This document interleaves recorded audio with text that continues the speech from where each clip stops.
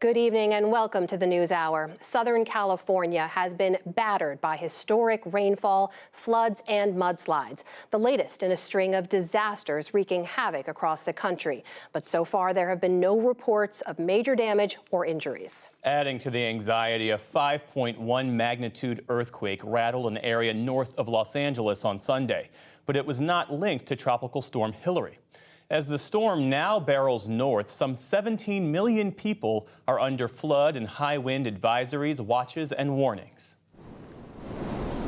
As the sun rose over Southern California today, residents woke up to an extremely rare sight: floodwaters rushing through their desert paradise.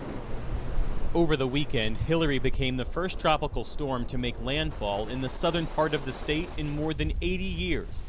Dumping half a season's worth of rain in the worst-hit areas. Scientists say extreme weather events like this are exacerbated and occurring more frequently due in part to climate change. A bit unprecedented. We've had storms before, but never anything quite this windy and rainy at the same time. This morning, weather officials downgraded Hilary to a post-tropical storm. And in all, the damage wasn't as bad as some forecasters feared. Still, it battered Baja California in Mexico, where several homes collapsed and one person drowned. When it arrived on U.S. coastlines, it brought chaos to an area where droughts are far more common than this type of deluge. School districts in San Diego and Los Angeles shut down today. Los Angeles Mayor Karen Bass said the city remains on high alert. Now, it's not to say that many Angelenos have not been impacted by the storm, whether they woke up without power or were unable to get through streets due to flooding and mudslides. As you know, sometimes damage can occur in the hours and days after a storm hits. The rain has saturated California's inland deserts and valleys.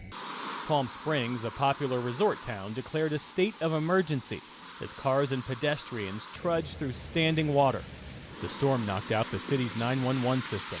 Elsewhere, mud and debris blanketed roadways. Landslides caused some to collapse entirely. If this road floods, there is no way in or out. Residents in Victorville feared for their homes as the water levels rose seemingly out of nowhere. All that started within an hour or two, and then just kept piling up, and the water keeps coming further back up the street, and just more and more. As the skies in Southern California begin to clear, Hilary is projected to keep weakening as it pushes northward into Nevada.